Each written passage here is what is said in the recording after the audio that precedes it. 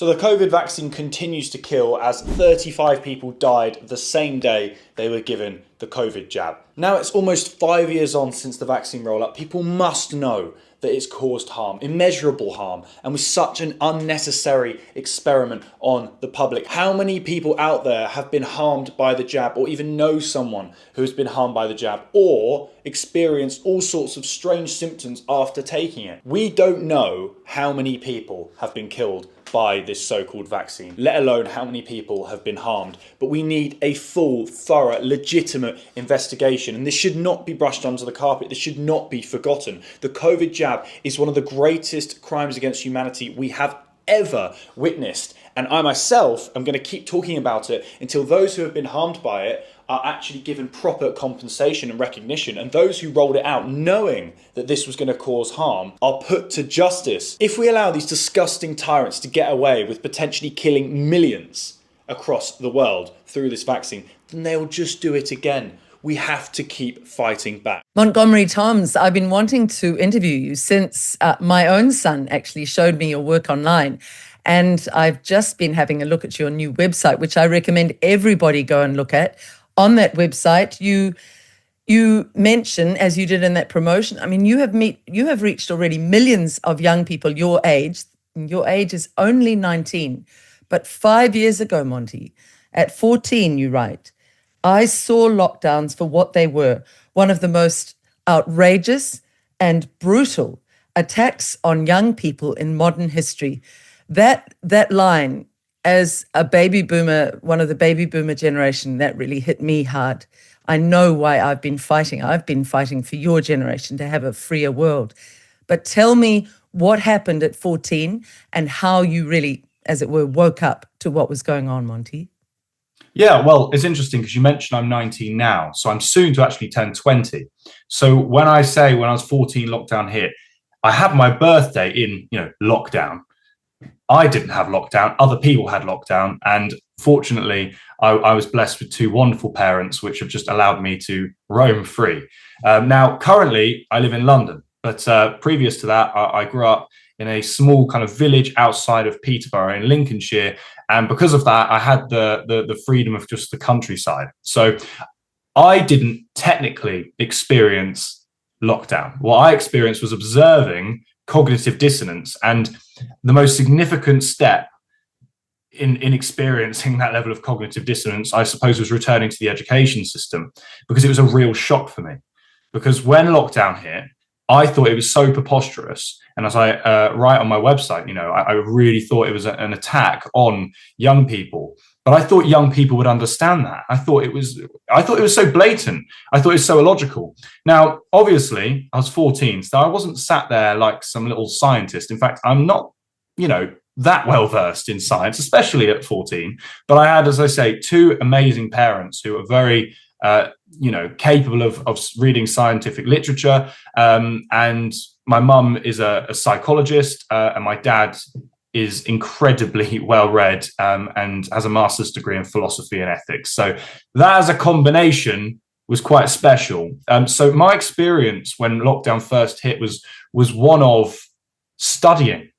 I suppose I went through a homeschool session of epidemiology and learning about statistics, and learning about how the world is completely captured. And my dad always explained to me, before lockdown hit, about how instinctively humans are afraid to be free. Humans actually want to be led. They don't want to lead by example. They want someone to tell them what to do. And when lockdown hit, when I was 14, that came, into reality quite transparently. And I suppose that was my first entry. And then, as I mentioned, I move on to the education system, and that's a whole different world. Oh, there's so much to discuss from your website. What a fascinating couple of parents you must have, and what a combination, teaching really subconsciously critical thinking to you from an early age. You must have just soaked that idea up. Now, why did he say that? Why did he say humans are afraid to be fully independent and like to be led? Why do you think he said that? Well, there's this impression of me that people get that I come from a really posh background of education and wealth, but this isn't true, and that's significant because what my mum and dad gave me was real world experience. My mum and dad came from very traditional working class London backgrounds, and they saw, what life can be like just as a normal person, and that's been the most valuable thing for me, because what my parents did is they basically said, yeah, you're gonna have a much better upbringing than we have, but we worked for it, and we basically discovered how you evolve in life. Now, why is that important? Because one of the things my parents did is they read, and they both went to university back when university meant something. I think it's sort of lost its value these days, but and got an amazing education. And my dad studied Nietzsche at length, and incredibly deep levels of philosophy. And I am not going to claim to try and even be on par with my dad, because my dad is incredible in my opinion. But one of the things my dad discovered is a book by Eric Fromm called Fear of Freedom, which he has gone on at me about reading relentlessly. And it's the title gives enough away really for most people. It's the idea, as I say, that humans are naturally scared to be free, and they want to be led, and we are like pack animals. And my dad explained this to me in especially in regards to education, because I use this example. When I was about 6 years old, I went into school and we went on a school trip. And obviously my dad's not teaching me about Nietzsche at 6 years old, but obviously parents have a profound impact on how their child behaves. And they came up to me and they said, we're going on a school trip, so you've got to wear a high-vis jacket, the fluorescent thing that, reflects. I said, why? And, it's because it's school rules. I said, but I don't want to wear a high-vis jacket. I said, my dad doesn't make me wear a high-vis jacket. He says, well, all the other students are wearing, all the other kids have to wear high-vis jackets. You can't just not wear one. I said, but I don't want to wear one. And I was about 6 years old, right? So I suppose that was my first kind of like getting a foothold as to being the person who questions things, questions sort of safetyism and infantilization, and this kind of attempt at the state and education and so forth, constantly trying to, enforce rules and policies. And as I use this word a lot, infantilize even kids. And whilst, kids are infantile, if we infantilize kids, how are they going to grow? And that's exactly what we're seeing now. We've got adults who are behaving like children. I apologize because I know I'm 19 and that might sound patronizing, but that is my observation. Oh, it's absolutely fascinating. I think I'd love to interview your father as well, actually. That era of university where my generation was so spoiled.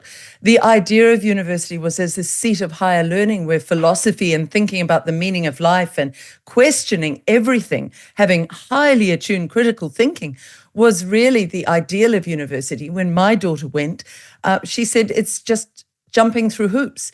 And the answers they want. And the lecturer often wants their own papers quoted back at them. So all it is just a copy and paste. And she left. Yep. She had the courage to leave because she saw how infantilized it was. It was patronizing of your generation. Infantilization, though, just tell people more about that. What do you think they are doing through poor diet and this constant propaganda on our mainstream media? What's your generation, or the intelligent ones in your generation? What do they think about our legacy media, Monty? Yeah, well, I'm gonna talk kind of on behalf of young men, because I think that's a really significant issue, and there is a crisis in young men when it comes to masculinity, because masculinity is really important, and testosterone. And you mentioned food, for example. The amount of estrogen that young men consume and the amount of confusion that are their minds and that their physical body is being bombarded with on a daily basis from either food or tap water or the media or education or work. Young men are opting for kind of different outlets of masculinity, which isn't technically masculinity. Now, obviously, we hear this term all the time. Young men, they're becoming toxically masculine. In the UK, we had that ridiculous Netflix show come out with Adolescence, which was there to just sort of make out that young men are easily manipulated and that we're going to commit atrocities based on online influencers who are toxically masculine. Young men are constantly being attacked. and infantilized. And this is a real issue, because then you're there. Every man is going to want to have an outlet of masculinity. Every man. And then they opt for the masculine example of getting into kind of gang crime or carrying a knife, or getting into this culture of wearing hoodies and balaclavas and not dressing properly, when actually what the beauty of masculinity is wearing a nice, I mean, this isn't the definition, but this is one of a few examples, is wearing a nice suit, holding the door open, being courageous, being strong, being stoic. But young men aren't taught this anymore. Young men are taught it's okay to be sad, which it is, but then they extend it to, and that can become your personality.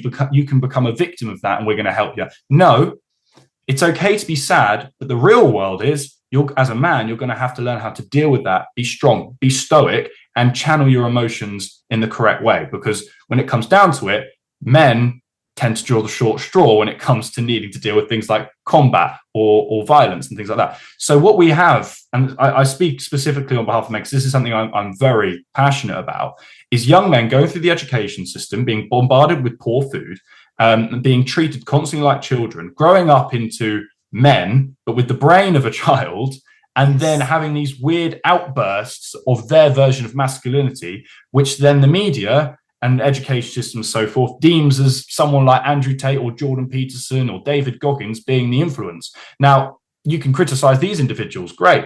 There's a debate to be had there, but I can tell you they're not the core influence here when it comes to young men being infantilized. It is the education system, it is the mainstream media, and it is a systemic attack on young men specifically, because strong men can't be manipulated and strong men can't be told what to do. If you can break down genuine masculinity, you can break down the bedrock of a country, disrupt the family unit, and we are malleable and easy to manipulate and control. And the last thing I'll say is, linking back to lockdown, we wouldn't have locked down if we had proper men. I truly believe that.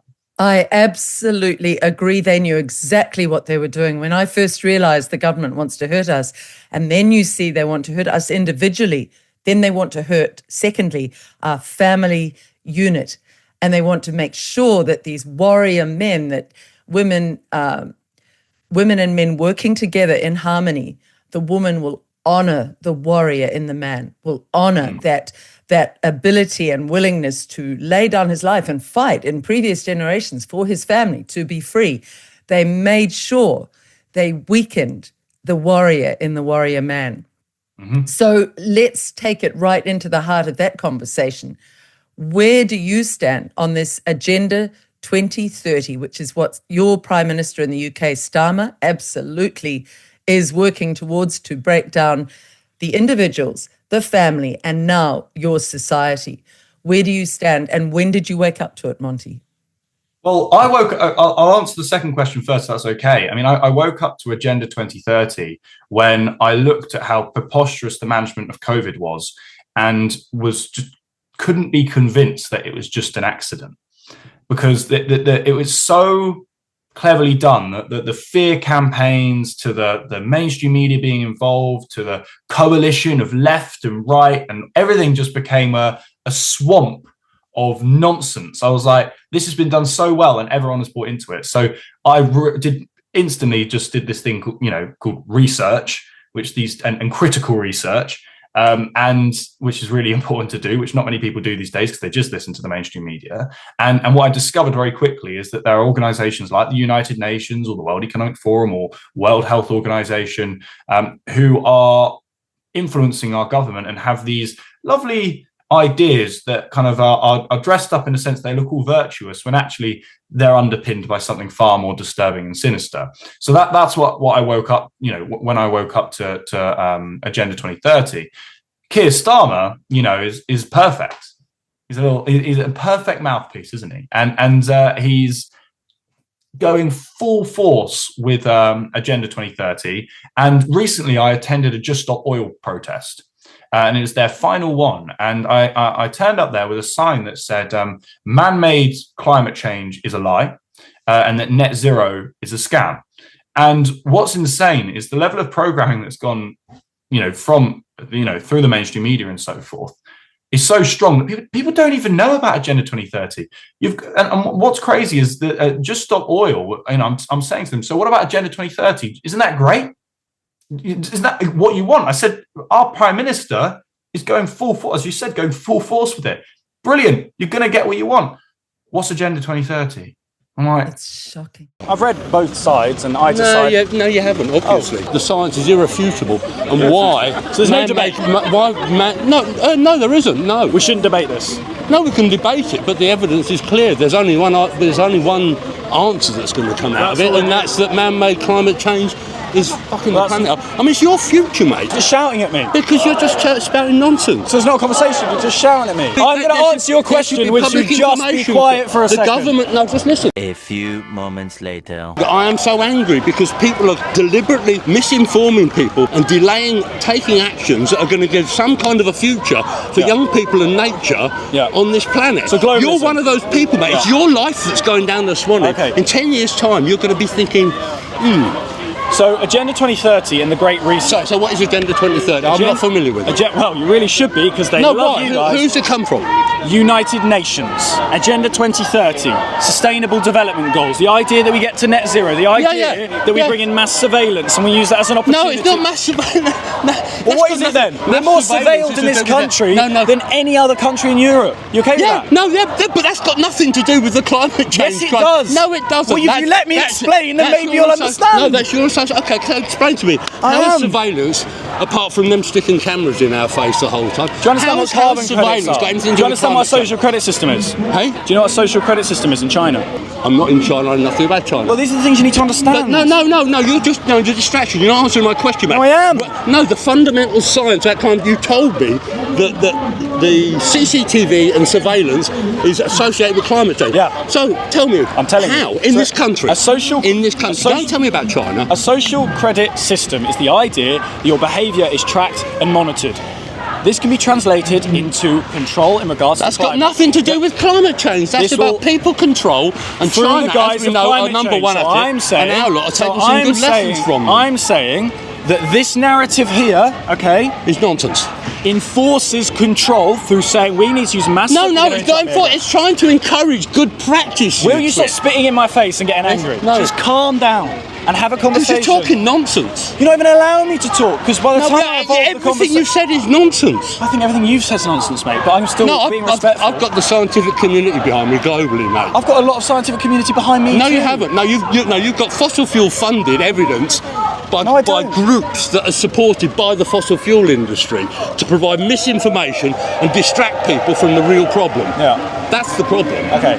So if I talk, you're going to interrupt me? Well, it depends if you talk nonsense or not. Well, in that case, really. it's a totally worthless conversation, because you're No, because you've got nowhere to stand. You haven't got a leg to stand on. Loads of data. Yeah. I mean, the world is aware that what's happening is not anything but man-made right now. Because if you look at the graph of CO2, where's the data come from? I think it comes from NUA, where they've been measuring the amount of CO2 in the atmosphere since pre-industrial to now. How reliable is the data that we have from the pre-industrial revolution?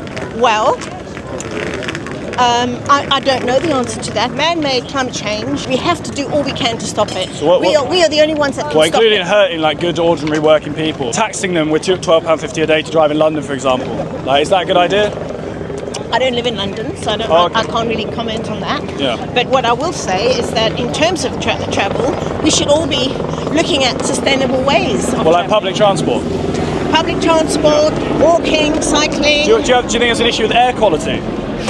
Yes, I mean, they've said that, haven't they? They've said that since they've put in those low traffic neighbourhoods, that the pollution is definitely reducing because there's cars. So public transport, do you know how vile the tubes are and how polluted they are and how many kids are now inhaling, terrible quality air, which is way worse than what we've got above ground because we're being pushed onto public transport and can't drive. I don't know about that. Have you ever heard of the World Economic Forum? Have you ever heard of them? Yes. What do you think about kind of the idea of owning nothing, being happy, not having a car, being governed, having a complete globalism and a centralised government where you don't have any choice over your life, and this has been brought in under the idea that we're destroying the planet through climate change and everything. Do you not think that's concerning? Like, there's a lack of freedom, like there's a lack of discussion there. It's quite undemocratic. No. How do you not know what Agenda 2030 is? So Agenda 2030, on the face of it, looks great, doesn't it? It's oh yeah, we're gonna have a free country, we're gonna have great healthcare, blah, blah, blah, blah. And it's like, no. How many times when you look through the history books are things brought in under the guise of we're doing it for your help, we're going to come and look after you? And COVID was exactly the same, right? So I don't trust it at all. And aligning it with kind of COVID-19, the Great Reset as well, I all just looks a bit terrifying. And more importantly, linking back to what I just said about Just Stop Oil, it's not just Stop Oil that don't know about Agenda 2030. It's the majority of the population. And that's insane to me, which tells you there's no public consultation. And that's the most important thing. I'm never going to stand here or sit here even and say, I'm right and you're wrong. Because I don't think I think that's just as bad as what they're doing. No, here's my opinion. Let's have a conversation and let the people decide what it is we want to do with our country. And it's like we've lost all democracy. We've lost all sense of what the word is. So yeah, Agenda 2030 needs to be publicly addressed, and it needs to be properly debated, scrutinized, and the reality of the effect it's having on this country needs to be exposed. We will add at the end of this, I've added it at the end of a number of our interviews because I'm with you. Most people do not realize what we are being herded towards. And it's a piece where all the lovely language of Agenda 2030 is on one side and the real meaning is on the other. And I want people to watch that because this is what they do. This is what Jacinda Ardern did. She said to New Zealand, just be kind, while she was being the most brutal prime minister we have ever had, and absolutely cruel, and the society was falling apart, jobs were going, the middle class was being broken, people were being jab injured, and she would address none of it with the people, but she still goes around the world with that voice and is putting out a book about her new kind of leadership. So you write on your website a very interesting thing. You say, we live in a world where lies are seen as truth and truth is seen as lies. Talk about that, Monty. Talk about to that. I was having a conversation with somebody the other day, and it was like, we've run out of conspiracy theories because they keep coming true. Yes. It's like, you can't be cool anymore, can you? And it's like you can't be controversial, because I do a lot of public interactions. It's one of the main things I do. I really think that we need to be engaging with the public. I don't care about these politicians. I want to talk to the people, the real people, and that's all I'm interested in, because they're the ones that need to be deciding the future of the country. It goes back to infantilization. Why we keep infantilizing the public? Do as you're told. Listen to the experts. Not interested in that. Let's speak to the public. Let's speak to the people. Let's see what they want to say. And when I do this, people actually started to introduce the conversation as, well, this is yet another conspiracy theory that's come true. Now, if you'd said that 2 or 3 years ago, they'd write you off. These days, it's like, oh, right, we're talking to some truth then. And this is why it's significant. The legacy media, mainstream media, is lost its place in the world, in my opinion. No one trusts it.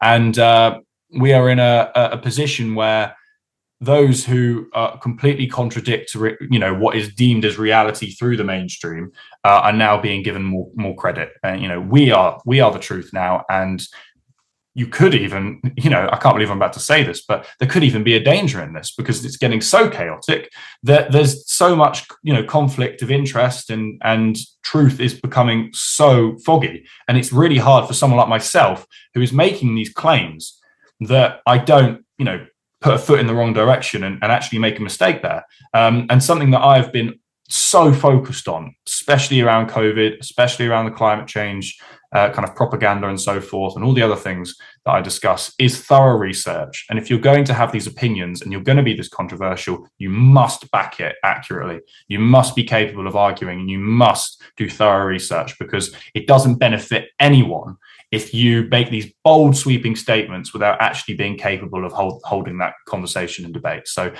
that would be my response to that, yeah.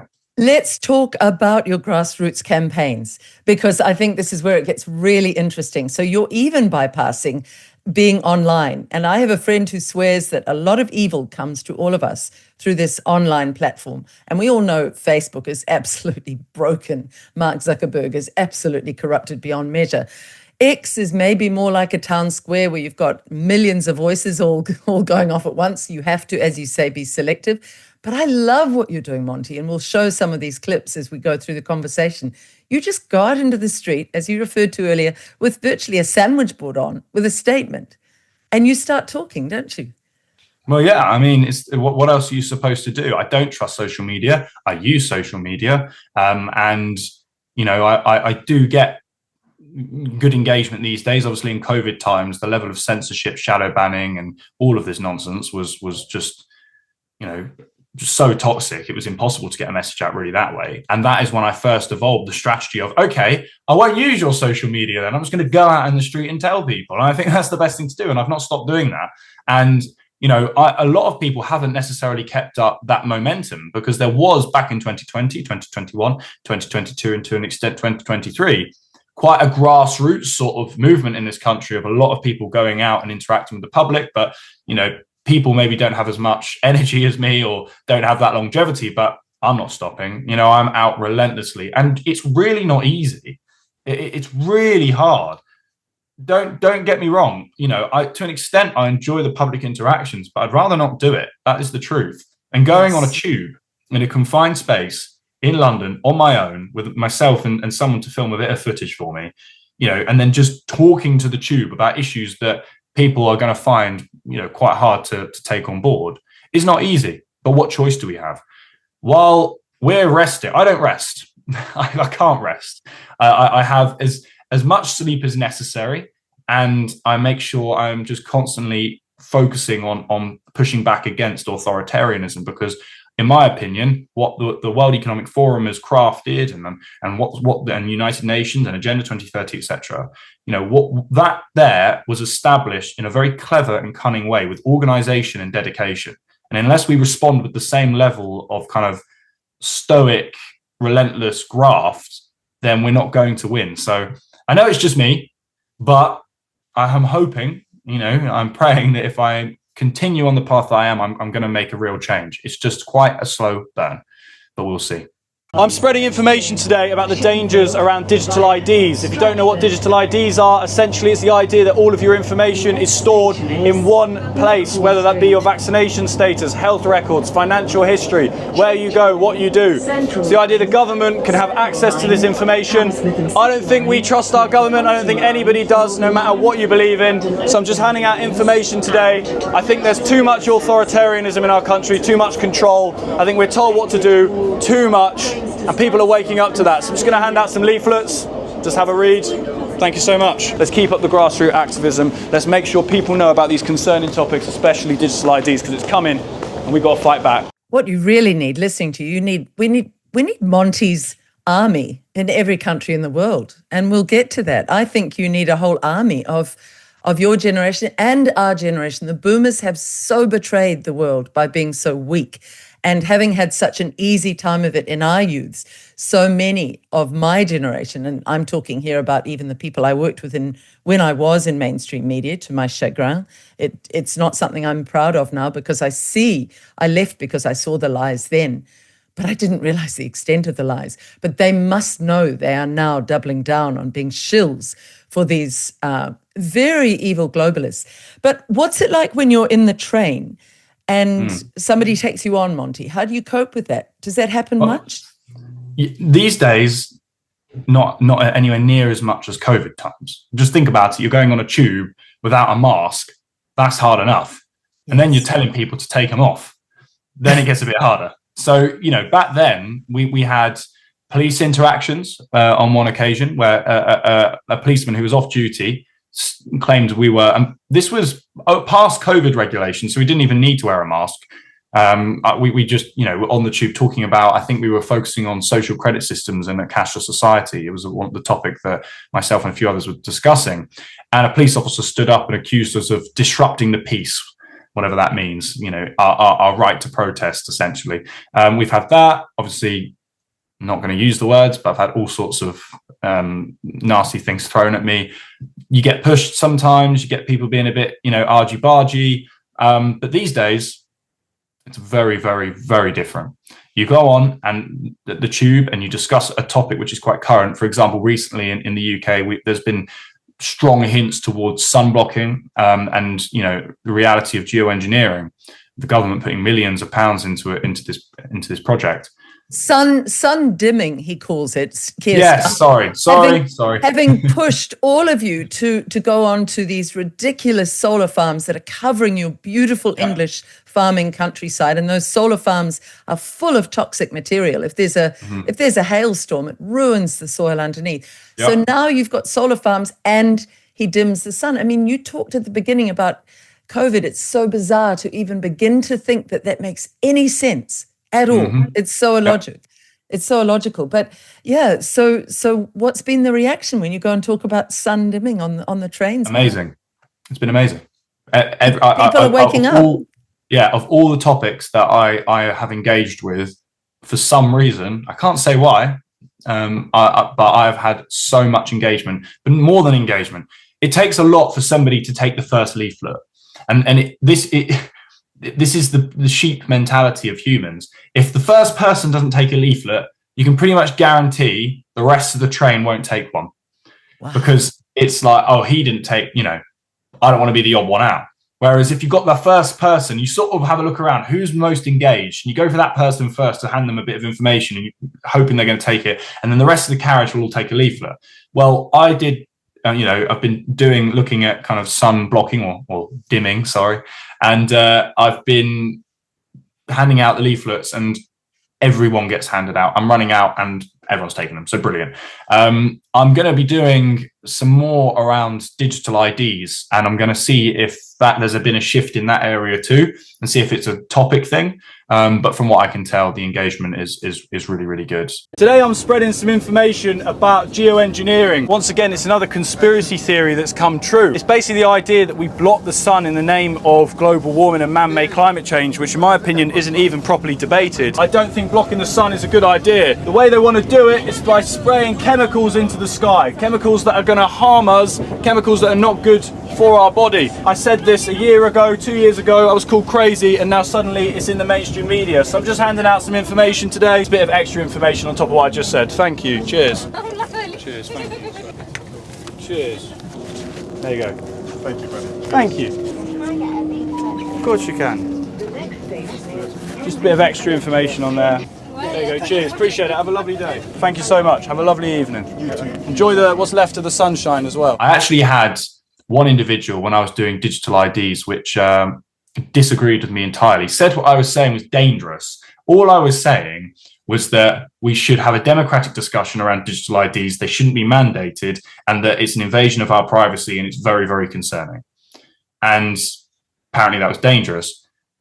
Point is, they knew who I was. And that's the first time that's ever happened. He said, there was two guys, says, we know who you are, we've seen your stuff, and what you're doing is spreading misinformation.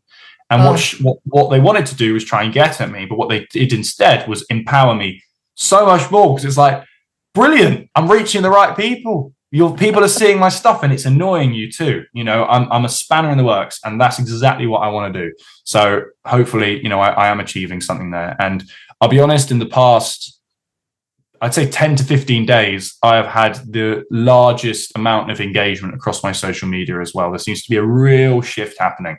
And who knows why? This is marvelous. And when you say a real shift, do you mean more people are aware that Keir Starmer is not a good bloke, that he is betraying the country? And I would put Charles in that same box, the supposed king. Yeah, I think that there's definitely no one has trust in the government, and that's another thing I'll say when I open up a speech on the tube, is I'll say, we can all agree, doesn't matter what political stance you have, we can all agree we don't trust the government. And everyone's head goes up. It's like, no, we don't. And it's like, yeah, that's great. Let's put that one to bed. Why don't you trust the government?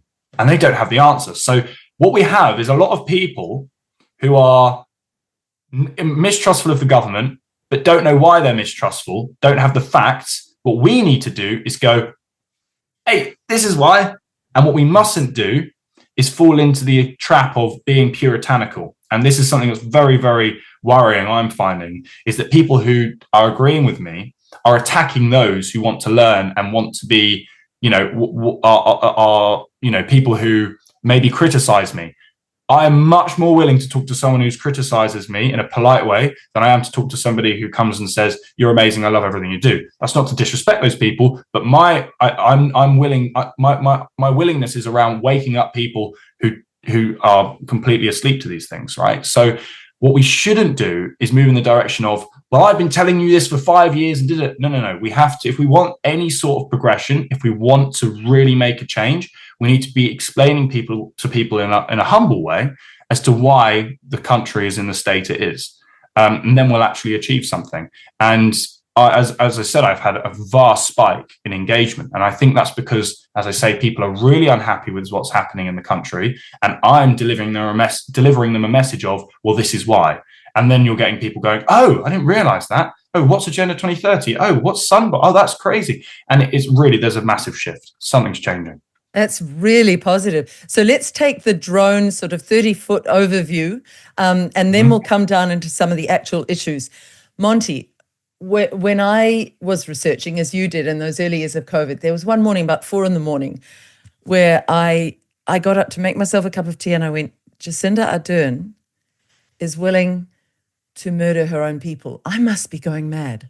I must be insane. I must be crazy to think this.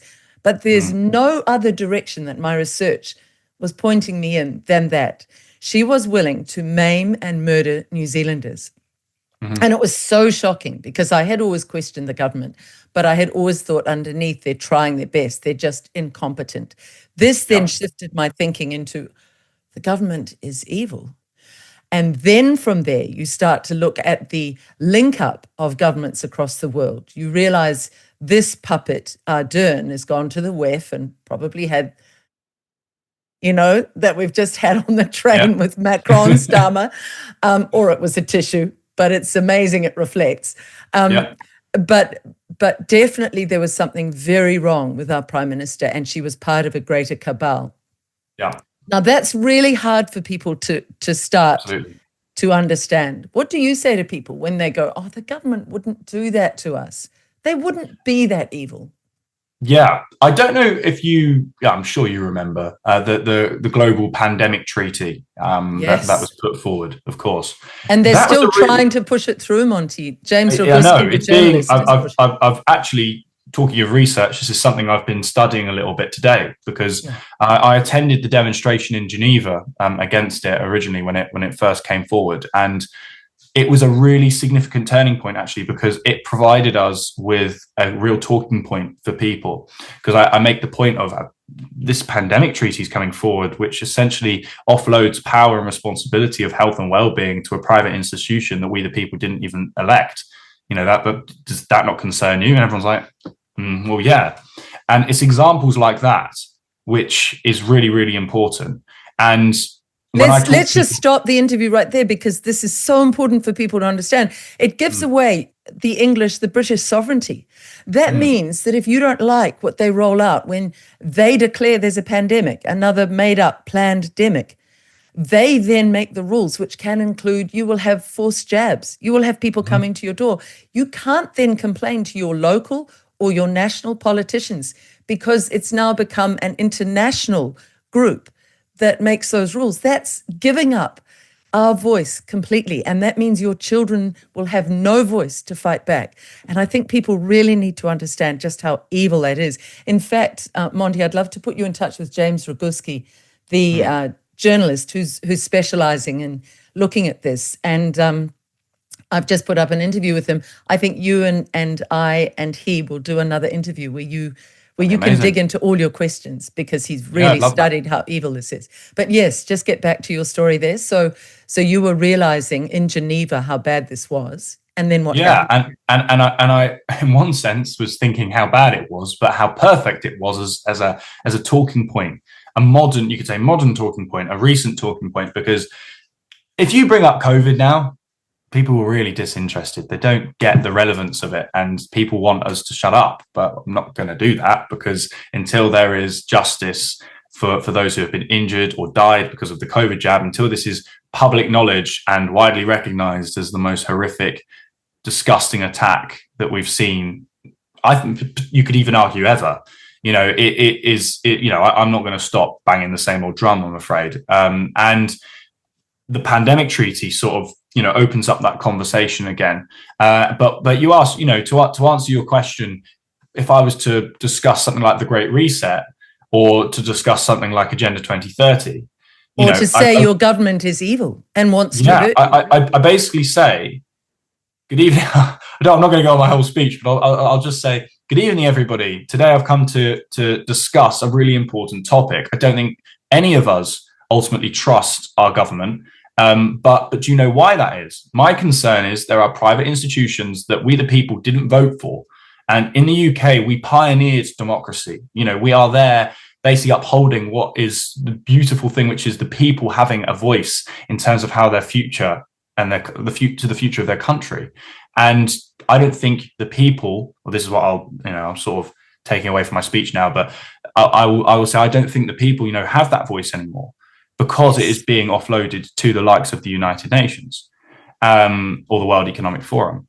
And I'll also explain that the history of prime ministers that we've just had all have very, very important links to the World Economic Forum. And those that get elected seem to be very much in agreement with those who are in the World Economic Forum. And you're absolutely right. I think the hardest thing is explaining how everything connects, because I actually had someone on my on X today comment, what do you stand for?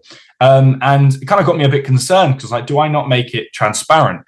And I say standing against global authoritarianism. That's the way I try and catch it all. But you'll notice on my website, I make a list of all the things I kind of stand for and against. And when I went through that list, I'm like, whoa, that's a bit chaotic, isn't it? Now, people who are in the know of these things, they can see how it all sort of joins up. For the general public, it just looks like a web of nonsense. And whilst they may agree on an individual basis that they're all problems, that's when you've got to explain, hang on a minute, no, these are all linked. And it's not easy. And it's really not easy. And it takes, as I mentioned earlier, a tremendous amount of research and, you could say, practice. And I've done a lot of this. So these days I'm able to have that conversation. And I've also put it on a really digestible leaflet, you could say, which is also on my website, which people can have access to download this is UK specifically, regarding what's happening. So yeah, that's what I'd say. I really love your website. I think it's quite a calming space. And again, I reiterate, go and have a look at the website. What's the address for people? Nice and simple. It's my name, so montgomerytoms.com. Yeah, I love your name. It's a brilliant name. There was a great leader in the war who my father married late and had me very late.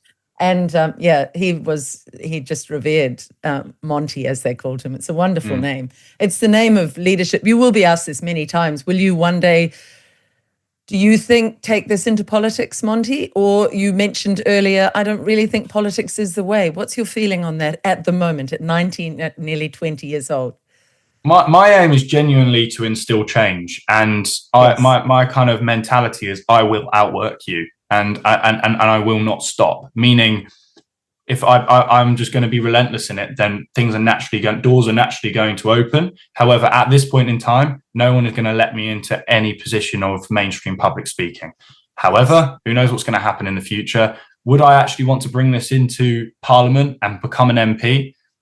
I would, but I'll be very honest now that I don't feel, even with reform, whilst I respect many of the things that they're saying, I don't even feel reform are fit for purpose. I don't think they're speaking on the most important point, which is we need to give a voice directly to the people. We need a restructuring of democracy in this country, and we need to modernize the way that we allow the people of our country to have a voice. And until that is even made a potential possibility, I don't think I'll be going anywhere near mainstream politics. But I'm starting now, hopefully in 10 years' time or something. We'll see what happens.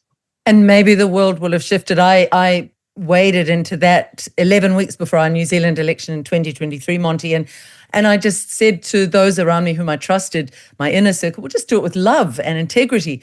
And initially it just had this beautiful light to it, but I felt these dark forces, and boy, do they circle and try to break it. And they do it by infiltrating, by lying, by one group that I think's government paid has even tried to steal that party that I did. And I left politics thinking we in 11 weeks were the largest small party, but I was so disillusioned with that. However, I think with exactly the right group around you, and you must be so careful with that, you would be incredible. But what I said to everybody was, I'm worth voting for because I don't want power. And there's such an oxymoron in that. To do it and never want power over anybody else is not how politics works. And so those who want power get attracted like parasites, and they want to take what you have. But there is a whole other way we can make a structure societally. I loved what Andrew Briton wrote about you on your site, and I've talked to Andrew a lot, and if you and Andrew stood together, I think you'd be incredible. He said, Montgomery will have a very bright future, as will all our young people, but the difference will be that Monty fought and campaigned for it. There's such respect in what Andrew Briton wrote about you. Incredibly kind words. Yeah, he's a wonderful man and really lives out that battle and that integrity. The World Economic Forum, the elites, through their agencies of the United Nations, they seem to be. I'm not sure what the fixation is with 2030, the Agenda 2030. They've got their plans for changing the way we conduct ourselves on the planet, our lives. Ultimately, I think the elites of the world have looked around and they've decided that the way they'd like to structure our economy and society in the developed world, the Western world, is actually the Chinese model. But what they've never done is never, ever dared put that to the people in any ballot or in any manifesto. But that's the direction of travel. And it would appear to me, and it appeared some time ago, that the developments that are very close to fruition in artificial intelligence and robotics are so good, so good, that they feel they don't need 90% of us on the planet any longer to fulfill their needs. It's clear that we have a depopulation agenda around the vaccines, and it will be through repeated pandemics, wars and famines. And everything that they're arranging in the world is to ensure that we have plenty of wars.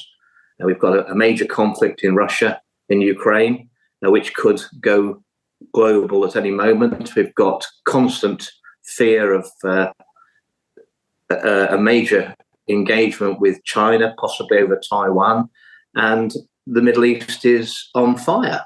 So it would be a fully global war, and obviously would be devastating for our people.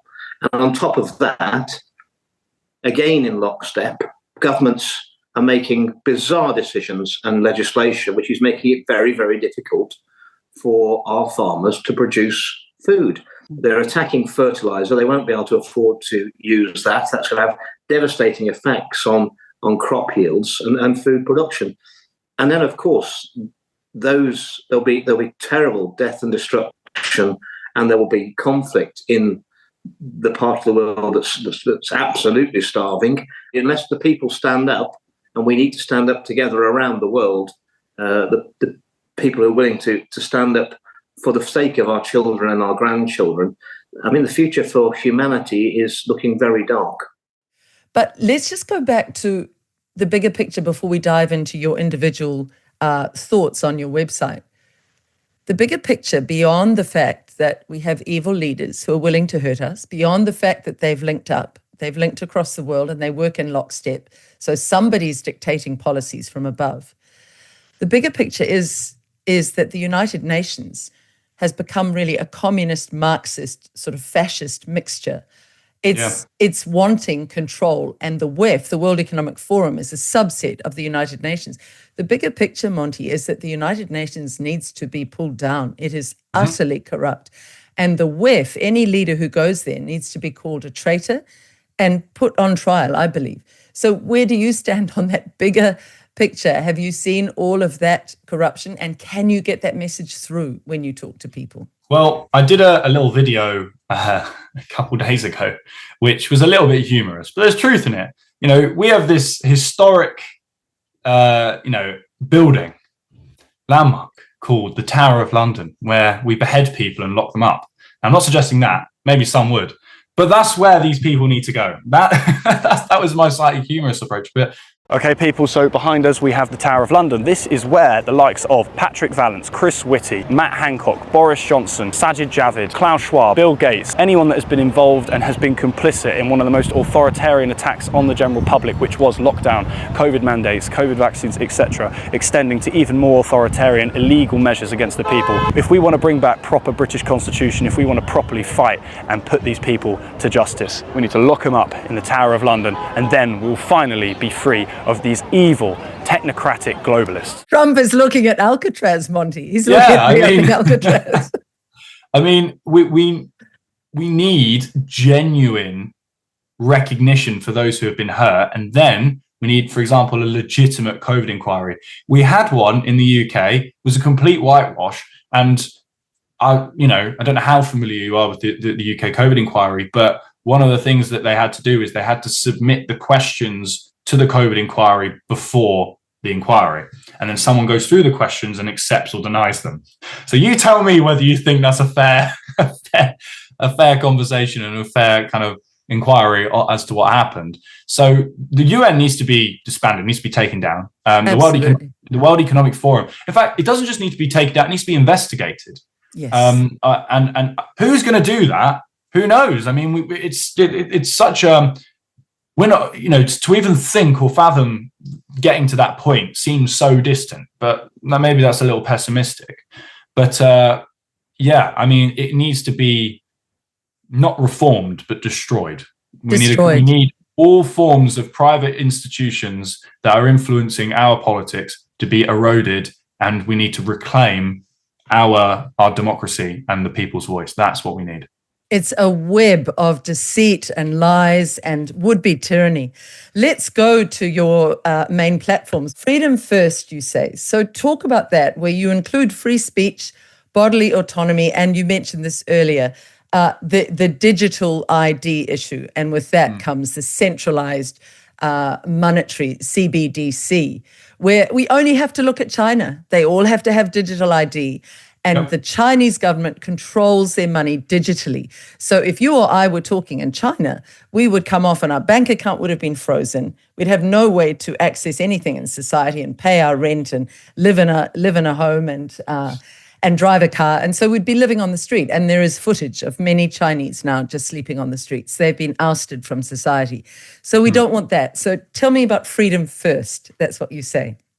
Yeah, I mean, freedom is such an important word, because when people, I mean, in the UK, I use this term quite loosely, but, many people refer to something called a freedom movement, which sounds quite vague, but do you know what? It's just as simple as that. We just want to be free.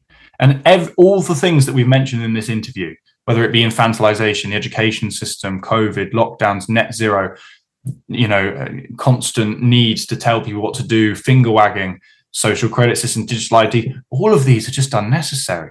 And it's like we just can't live our lives. We're constantly suffocated. And, living in London, living in the city, 20-mile-an-hour speed limits everywhere, ULEZ cameras everywhere, tracked, traced. You've got, you go to the South Bank, which is a central area of London, and it's completely cashless. Every single day, there's another thing chipping away at just things that don't need to be chipped away at. I always make this point. Name me one benefit for removing cash. And people can't. The most common one is around tax, right? But that's not strong enough to remove cash. That's really not. And for some reason, there's such a motivation to do it. We are, we're turning into a digital prison, and the social credit system, which is, I truly believe, is on its way, along with digital IDs, is terrifying. And once digital IDs come in, wow. I mean, if hypothetically speaking, if they turn around and say, you can't, have a physical driving license anymore, which, that I do believe it will evolve in that direction. I will refuse to have a digital ID. And you're going to see a lot of people being arrested for the fact that they won't have a digital ID. Just think about that. It's going to be insane. And I will be one of those people, because I will not have one. I will not bow. I'm with you. Nothing can make me. But I do believe there's enough of us. I really do think there is. I don't think it will work. I think there's enough people in this country to really resist mass digital enslavement. And talk about that more. What is it about cash, Monty, that still gives people this freedom that I can get you to do a job for me and pay you in cash, and it doesn't have to go under the government's eyes? Yeah, well, it's like the final kind of boundary, isn't it? Once cash goes, you're losing physical, transaction. I mean, traditionally we trade. Isn't that beautiful? The idea, I'll give you this, and cash is based around the same thing. In fact, it's based around trust. That's all cash is. It's trust that you're going to pay for something. If you remove cash, you open up a gateway for, as I mentioned, mass digital enslavement with your money being tracked. And that is now, I've never been one to say, don't use a bank card. I've just said, don't remove cash. If you want to use a bank card, great. Sure, they're convenient. You get to see all of your finances on a nice spreadsheet at the end of the month. Great, do what you want. But don't tell me that I'm not allowed to do that, because that's, once again, authoritarianism telling me what to do. And not to mention, maybe you could say maybe more minor issues, but they're still important. Homeless people who are people in London who busk on the street, and that's their extra money they bring in, now have card readers with a minimum spend on it. That's what we have on London tubes now. So, and because people don't have cash, what about the beauty of giving your kid £2 at the end of the week to go to the shop and buy themselves something, even if it's a pack of sweets? Isn't that just a nice thing? What we're doing is we're eroding the beauty of humanity. Yes. And it's the same things with like driverless cars. And no one can convince me we can have a debate about Elon Musk. For me, I've got certain opinions on him, but put that all to one side. I think Teslas are awful. I think they're featureless. I think they've got no soul. I think that they're going into such a direction of minimalism that we're losing the true essence of what it is to be creative. And that may sound, a lot of people will listen to this and maybe think, my goodness, this guy really is being a bit poetic when it comes to cash. But that's truly how I feel, and I think it's a really slippery slope. If you remove cash, CBDCs are going to come in, centralized banking is going to come in, digital IDs are going to be reinforced. And I'll leave you with one final example. I always use this one. When the Canadian truckers said, we don't want to take the jab, what happened? Their bank accounts got attacked and their donations got stopped. That was a form of control through a digitalized banking system. And the only thing that can get them out of that is if someone was to deliver a nice wad of cash to them. Remove that, that's it. We'll turn off your money. And it's terrifying. We need to keep cash. Cash, that goes back to that old saying, doesn't it? Cash is definitely king. It's not overly poetic, and I'll give you my example, Monty. After I stood in the election at the end of 23, a month later we put out the Barry Young excess deaths data from the Ministry of Health. They've spent nearly $3 million in New Zealand trying to suppress that data from being given to the people. It's our own data. But as a journalist, I felt we have to get this out. About a month and a half later, I was called into the bank. And for no reason whatsoever that he could give me that made any sense in any way, he said, we're going to shut your bank account down. Insane. But of course, there was no alert. I asked him directly, has the government been in touch with you? Can you look in the file? Has there been some kind of directive from above? But I knew. And I think he knew. But these people, because even when I tried to appeal to him, Monty, and say, this is your children's world, you are shutting doors on me now, but know that your children's children will have the same doors shut on them. Does this not make you want to stop being part of this? And it was just blank. It was blank in his eyes. I agree with you, more people are waking to it, but cash is absolutely essential for us to be free human beings and to not have this government overreach. Everything you write about is no government overreach. Get back to bodily autonomy. When I did my first ever message about this as somebody who had once had a profile in mainstream, and my opening was, Jacinda Ardern, you are my servant. I am not yours. And you will not tell me what to put in my body. And in fact, if you tried to force something in my body, that would be rape. That is like rape. And I spoke those words because it came right from my heart. Any kind of forced medical intervention is a form of rape to my mind. Where did you stand on this whole manipulation and connivance of the COVID jab?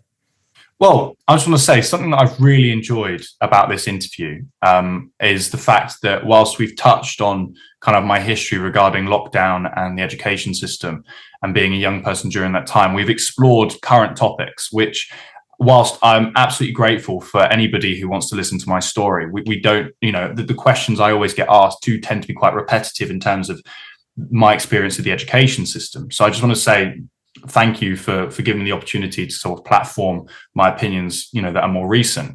However, to contradict what I just said, I am going to link it back to the education system, because the jab rollout happened when I was in college. And what people don't know, the government did such a good job of convincing the education system that we needed to protect children or very young adults, to the extent that on all of the computer screens in my college said, get your vaccine now. Just think about that. You come into college, you open up your computer and you have this message coming up saying, take your jab.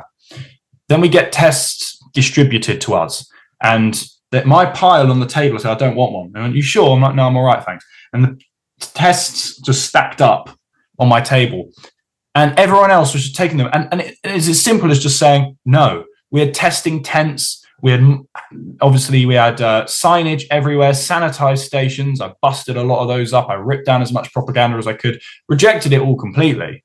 But what I saw firsthand was a bunch of young people who are just wanting to be young, who are being coerced through really manipulative methods, like, as I say, get a vaccine now on the back of the computer screen during college, actually coming to me months down the line and saying, Monty, you were right. I've had a period for 6 months. And what do I do? And this is when I just link back to that point I made earlier about being kind of like holier than thou and being like, well, I told you so. No. We need to really, really empathize with these people. I used to be really angry, and I used to be really egotistical about it and be like, I knew better than you. But what I learned is young people were targeted and manipulated and coerced, especially around the jab, on a scale which was so grim. And more importantly, they were the least vulnerable. If anyone was really vulnerable, I mean, don't want to go down that route, but just for the sake of this, the mainstream here, by their standards, young people were the most, didn't need to take the jab, for goodness sakes. And yet it was pushed on them so much. So for me, it's a real personal thing of actually having to sit in my class, and it's like, you just know, don't take it. And then they're just walking away to go on holiday because they want to take it. And then 6 months down the line saying, you were right. So it really was hard. And with the masks as well, I wrote email. I should dig them out maybe at some point. I should dig out the emails I used to send into my college discussing the fact that students come to me and said the reason they're wearing a mask is because they know it's nonsense, but they enjoy hiding their face. And you've got a college which is all about mental health and being super woke and inclusive, whilst forgetting about the fact that you've got a bunch of young girls who naturally are quite insecure at that age about the way they look, but being given the grand opportunity of putting some fibers on their face in order to cover up the way they look because they hate themselves.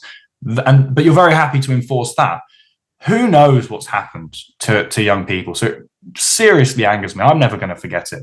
And that's why I'm, still going on about the same thing, because we haven't had that appropriate recognition or respect for the damage that's been done specifically to young people. We are born, we are so connected with the source of life, what I call the creator of heaven and earth. We are pure. We are manifesting the God, being the son or the daughter. We are the light. Then we enter the program of this world. And this is not a new program, it's a very old program. It's a Luciferian program.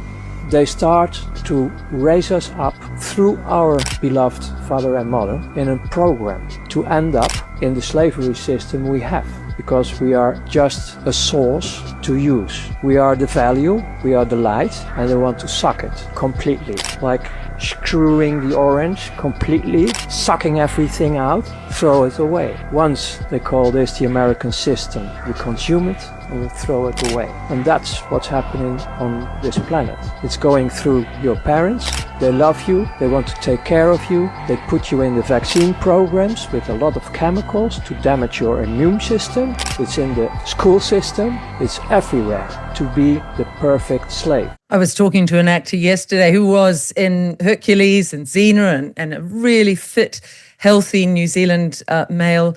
And he's got the neurological damage. And he says people come and say to him, Barry Duffield, his name is, and we'll put that interview up soon. Barry, it's all done now. The COVID story's done. Just put it behind you. Move on. We can't go on and on about it. And he's shaking like this. He's going, I can't put it behind me. I have daggers in my back where it's inflamed. It feels like fire ants under his skin. The cruelty of saying, let's put this behind us. And I agree with you about the young. They were so manipulated. On the first day of the rollout to our youth, Monty, I went there as a journalist. And it came up the line of the protesters that there are children collapsing. And so now they're giving the jabs in the cars so that the children won't collapse. And if the child has a bad reaction, they're saying just drive straight to the hospital, but they're trying to keep it hidden. So I went straight down towards the tent where I didn't have accreditation as a journalist. I used to work for TVNZ, like your BBC, totally corrupt. And one of the journalists was coming up the road. And I said to her, what are you doing moving away from the story? There's a story down there. There are children possibly collapsing. You need to investigate. You've got the card. And she just would not have a bar of it. She just couldn't move up the road from the story, away from the story fast enough. Kids are back. Have you heard that 5 kids have been, because I used to work at One News, have you heard 5 kids have collapsed this morning? Have you heard that? And are you going to report it on One News? Is that part of what you think ethically you need to do? So I used to sit opposite Simon Dallow on the One News desk. Yeah, and I just can't believe you guys are not reporting the full story. Why would you be hiding something like 5 kids collapsing? I'm sure the DHB will put a release out if that's been the case. Oh, okay. Are you investigating as reporters? Because that's the role of a reporter, to investigate. Wouldn't you be going back in there and investigating, rather than skiving off? What are you doing? What would be the right thing, do you think, to do? Have you got any answer at all? Isn't it a lovely reversal? 1 meter. That you always want answers. Questions. You're just there. It's not your responsibility. Like what are you doing? What are you doing? Wow. You're doing that. That little minder is very violent with his little Vodafone swagger. Why does Vodafone support that pub? As journalists, you should be ashamed of yourself. Ashamed of yourself. What's the name of this pub? This Vodafone. The cruelty of what these people have done, the only piece I get around that kind of thing is that journalist has to live with that. And she will have to face that one day. Those teachers who betrayed those children and bullied them will have to live with it. But Monty, how did you withstand the bullying? How did you withstand the herding? Well, this is something that I can't be as emotive on, I'm afraid, because the best way to deal with it, I'm afraid to say, was sheer arrogance. And I'm not going to pretend any differently, because if I was to go in timid and I'm going, I'm naturally quite confident, but if I was to go into school, I'm not going to wear a mask. And I walked in, I said, I'm not wearing a mask. And then they said, why? I said, you're not supposed to ask me that. And they're like, what do you mean? I said, well, that's the law. You don't have to inquire. I'm telling you, I can't wear a mask. And once you set that precedent, people don't like that. Naturally, people don't like confidence. And not only that, they know it's nonsense. And yet they're still subscribing to the nonsense. And there's me, the kid who's always naturally I was never unpopular, but I always was different, and I always kind of had I was the kid at the back of the class who never did his work, but still managed to get the grades kind of things that just annoyed the teacher a little bit and was a bit cheeky. But I was never the really, really naughty kid. And that's significant because the really naughty kids are supposed to be the cool kids. But you've got all of these guys pretending to be, hard with their face nappies on. And I used to just laugh. I'm like, you're cool, yeah? You want to, you're Captain Hard, but you want to wear your mask. And this really riled people up. So I did have a lot of people. I remember quite significantly one occasion where I had about 6 guys kind of corner me and start jabbing me, accusing me of killing their or being, not directly, but indirectly killing their grandparents, saying that I'm insane. And at this point, this is one of my first days. And this is why I referenced at the beginning of this conversation about, I wasn't really prepared for the cognitive dissonance that I observed in education, because I just come from a month and a half or so of lockdown 2 months of lockdown, where I was just living a normal life, thinking that everyone was sort of realised it was nonsense too. And then I go back into school and I realise, oh my goodness, they've all totally bought into it. And can I just ask you here, in that month and a half, did your family sit in front of the news and watch the news every day? Did your family cancelled our TV license? That's the key. That's the key. And we none followed, of us. Yep. We were pretty much addicted to Lockdown Skeptics, which is now the Daily Skeptic, run by Toby Young, is where we just would wait for the next article to come out, kind of thing. We completely rejected all the mainstream instantly. We went from a traditional kind of lefty family to right-wing fascists. I think I'm not the first one to say that.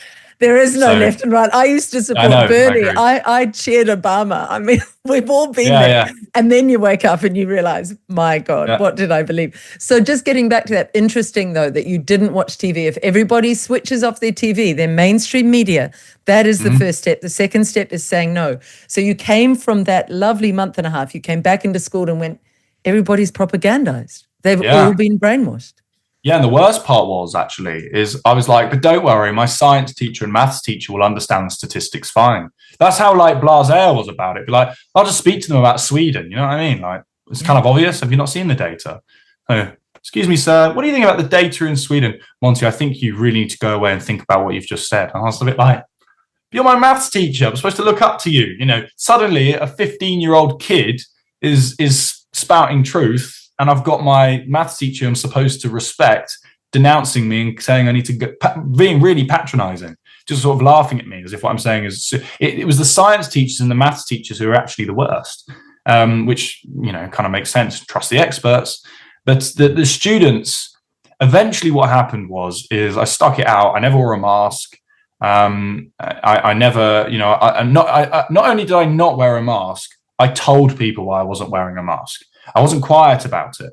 But eventually I know I won people over. Eventually I got respect from people. But it was tough. And by the time I got to college, because I went to secondary school and then I went to college, I really wanted to escape it all. And I was really kind of excited to meet a new group of people who didn't already know all of my controversial opinions. Lockdown had lifted and I was like, right, I'm going to be young and do this thing called live. But then everything came back in round 3. COVID, the masks came in again, and then the jab was being pushed, and it was like, I've got to make a decision, time to be the controversial one again. And by that point, admittedly, that was very, very kind of unsettling times, very isolating, very lonely, and very tiring.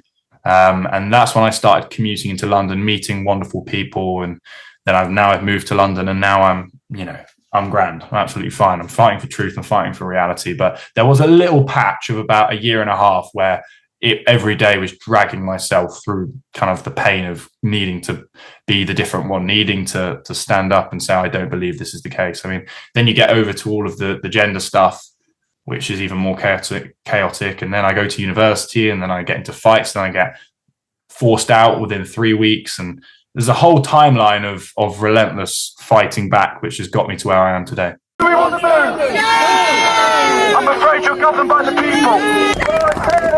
No farmers! No food! No farmers! No food! No farmers! No food! The people are waking up! The people are rising! We stand against authoritarianism, globalism, the attack on our civil liberties, the attack on our human rights, the attack on our children. We stand against Agenda 2030, net zero policies that attack people.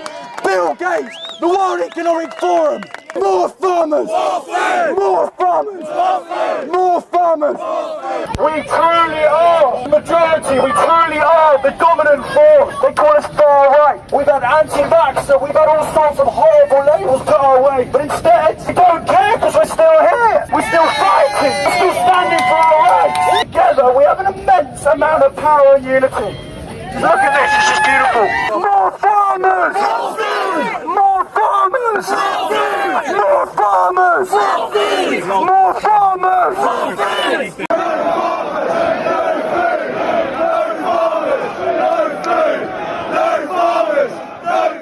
If it was easy, Monty, everybody would be doing it. And it's not easy. I think we've all had those long, drawn-out periods of the dark night of the soul, I call it. And those nights where you think, will this ever end, this suffering? Yeah. And there's a beautiful phrase, when it gets the darkest, the dawn is just about to break. And even as a world, we may be looking at that because, as you say, more and more are waking up. But to do that at 17, 18, 19, that's big. Have you read books on Stoics? You mentioned Stoic, the adjective. I'm really, really passionate about Stoicism. And I think this is something that we, as I mentioned earlier about young men, I think this is something we really need to drive home.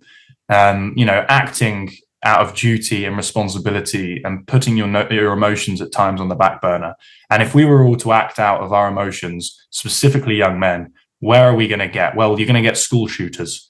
You're going to get knife crime. You're going to get weak leadership. You're going to get men who like to beat their wives. You're going to get violence. You're going to get pub fights. You're going to get, aggressive driving. All these tiny little things.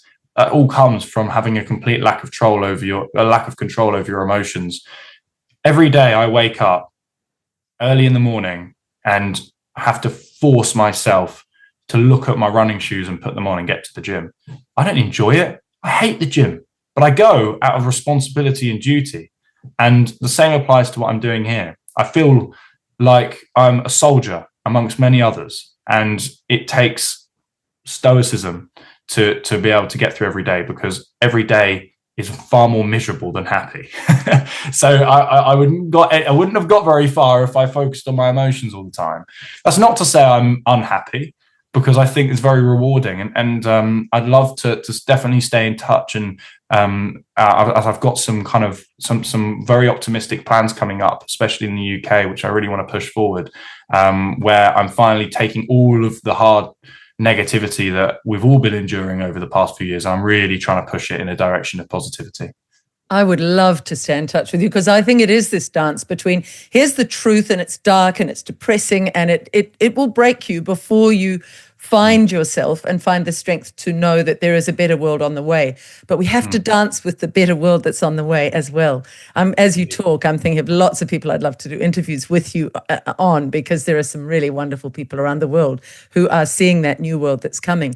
But just for people who aren't aware of the Stoics, just briefly say what Stoicism is and who are some of the writers. Is it Marcus Aurelius? Who are some of these writers that you've read who've really inspired you? Because there may be people who go off from this interview and start looking this up. Yeah, so I would look back in time, especially look at the Greeks, and I'm going to be transparent with you. My greatest influencer for Stoicism has to be my father. Yes. And I for a lot of people, they may start reading about Stoicism, looking back at Greek theology, etc., and they might use that as their building blocks for being a man and being Stoic. For me, I was brought up in a world of Stoicism, and then I discovered that this is actually a thing. So I'm maybe a poor example of somebody who is once not Stoic and has become Stoic. It's a really, really complicated area to try and uncover, because you've got this gray area, which is this culture of men oppress their emotions too much, which is causing too much suicide, etc. And I get attacked for this. I'll be honest, in my sort of circle, I'm really, really brutal in the way that I express myself around being strong and masculine. And it does upset a lot of people. And if you're going to go down the path of true stoicism and being, having that soldier mentality, you're going to learn that you stop being friends with certain people and you stop mixing with certain groups, and you start to discover actually you're a bit of an alien to other people because people don't like it. Yes. And as you start to grow, you'll notice the people who loved and cared for you for so long really try and drag you down. And this is quite current for me. This is something I'm very happy to open up about. Something that I'm trying to really kind of internally study at the moment is that balance between self-belief and really believing I'm on a mission to do something, coupled with potential arrogance, ego, vanity, and thinking I'm above people.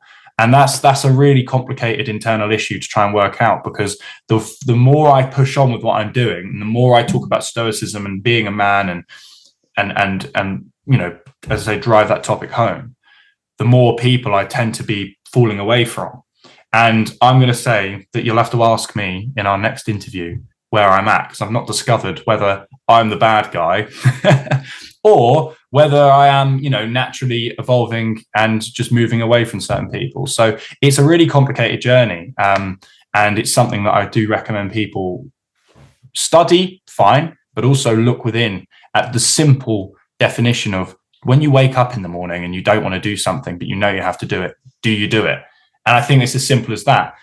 Good luck trying to get these days young men or young boys to try and study Stoicism.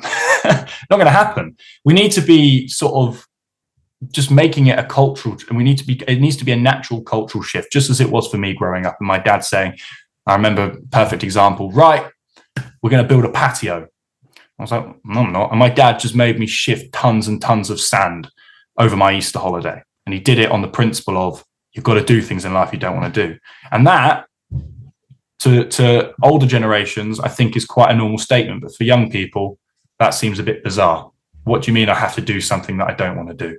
You do. That's life. And if you don't, we are heading in a really bad direction because we don't have young men like that. It's so beautifully said. And if you want to know where they want young people to be, look at that ghastly film, but it's unnerving, the Spielberg film, Ready Player One. They literally want men to just wake up and put some goggles on and go into a fake world and not bother them. Adolescence as well. Yeah. Adolescence in the UK. I commented on adolescence based on research. And I know that one of the things you have to do, as I've mentioned, is thorough research, but I couldn't make my way all the way through it.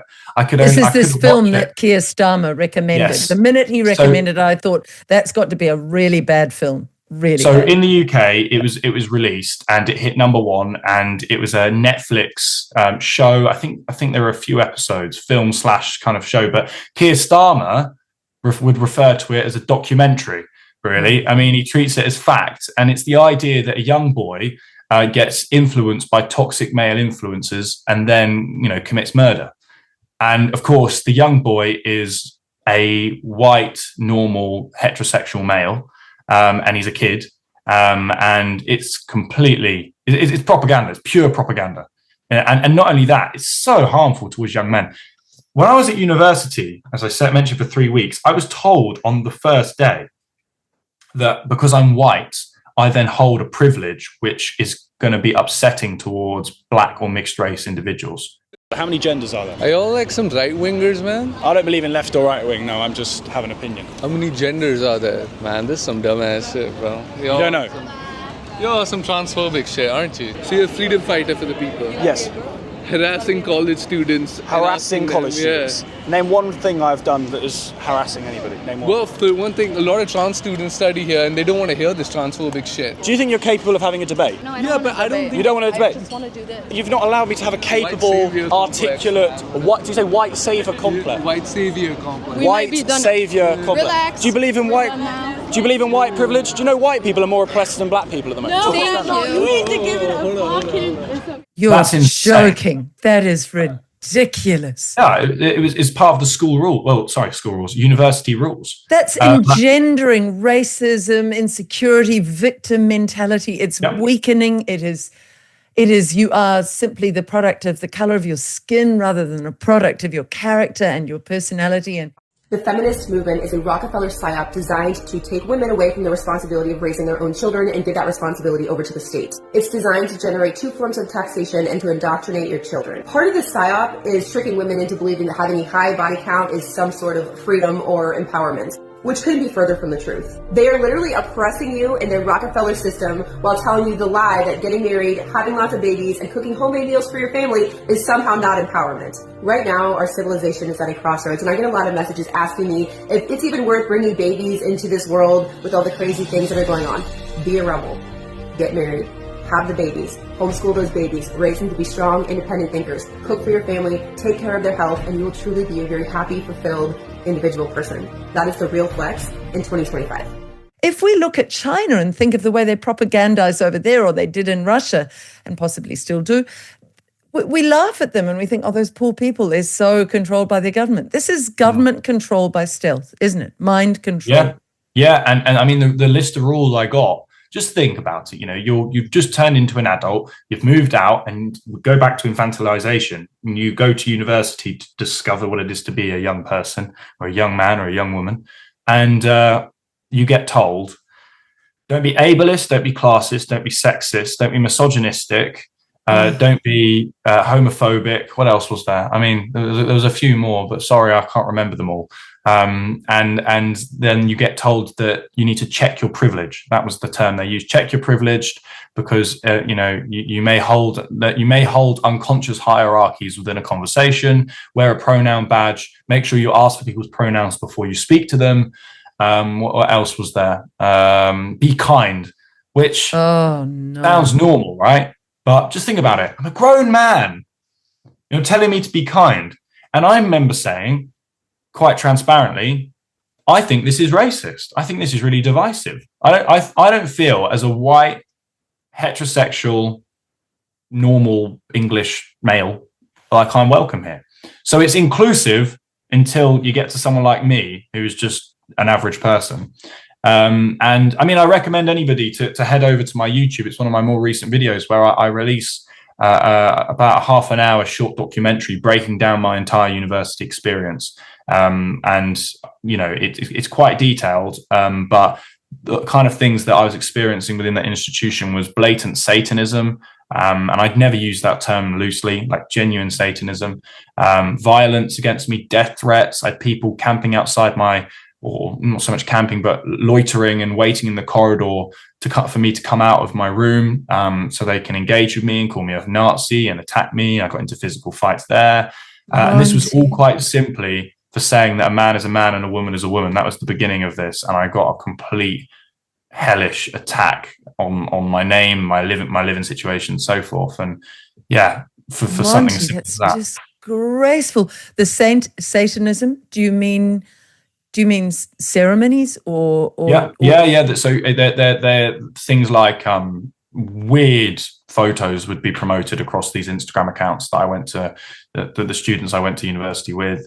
The images are there, things of, people being tied up with ropes, things like blood being, cutting themselves. I don't even know. Weird, bizarre texts, lots of satanic symbols, mocking Christianity relentlessly. And some of these individuals are members of Antifa, which comes from the US, but we have it in the UK, which are just really, really nasty, extreme, I'm going to say soulless weirdos, quite frankly. I'm not scared of Antifa.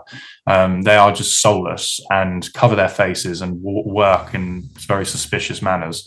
And these are the kind of people I was at university with. So yeah, it was a very, very dark time, because it pushed me into homelessness. And my parents, as I mentioned many a time, are the most loving, amazing parents, and offered me a place to come home. But I said, no, I've left home. I'm going to get a job, and I'm going to work and work and work and work and work. So I did my best, slept on some sofas, networked, worked relentlessly, got myself a flat, and we are only up from there. But it was a tough time, yeah. Monty, you're extraordinary. And, I firmly believe, even in the darkest of times, I would say those prayers, and I would say, I know that I'm being tested. I do believe we all have to be tested to see if we have the mettle to bear the work that we want to do. Have you read Joseph Campbell or looked at the recordings of his interviews? He wrote The Hero's Journey. And in fact, his writings inspired many people, including Bob Dylan in the early days, and also George Lucas, who wrote the Star Wars series. I haven't. I'm not even familiar with that name. So that's something I'll go absolutely love it. I mean, you are on the hero's journey, and his point is we all dive into the dark forest, into the unknown, at the point that we're at, and we all have to do that dark forest as our own path to our growth. But for me, Monty, I have known since I was very young that this journey is not about how much materialism how much material success I have or what status I have, and all those things that were offered. I could have been seduced in mainstream media into thinking that I'd go with the big money. It just doesn't have the meaning that our growth as a human being. We are here to grow our soul, develop our soul, become more aware of what we have on that inward journey. And I can see it, 19, nearly 20, you are already well on that path. Well, it's really inspiring. Yeah.